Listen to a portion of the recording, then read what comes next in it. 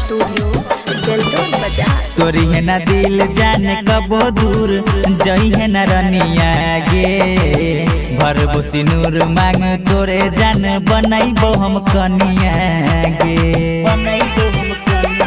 गे जानी गे तोरी है ना दिल जाने कबो दूर जही है ना रनिया गे भरबो सिनूर मांग तोरे जान बनाइबो हम कनिया गे भरबो सिनूर मांग तोरे जान बनाइबो हम कनिया गे। डीजे विकास मटियार कला सीतामढ़ी। तोहर मीठी मीठी बतिया गे याद आबो भोर रतिया गे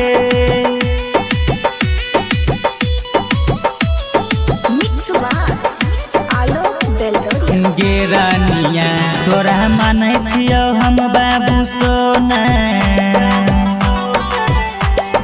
गे जानी गे तोरा मानै छियौ हम बाबू सोना बसल हई हमरा दिलवा के कोना करे छियौ वादा तोरा साथ जन्म साथ नहीं छोड़बौगे पापे खातिर के जान दुनिया से हम लड़बौगे आहे गई तोरी है ना दिल जान कबो दूर जही है ना रनिया गे भरबो सिनूर मांग तोरे जान बनाइबो हम कनिया गे भरबो सिनूर मांग तोरे जान बनाइबो हम कनिया गे। डीजे विकास मटियार कला सीतामढ़ी। सुने बात एगो रनिया गे हमर बहन जोना कनिया गे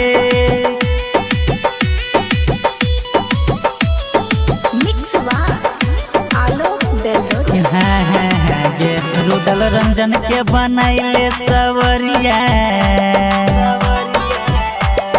गे जानी गे रुदल रंजन के बनाइले सवरिया तोरा घुमाई देबो मन सीखगरिया आलोक सुमन जना जान तोरा प्यार हम करबौगे कल न शादी जान हमरा से कहियो न लड़बौगे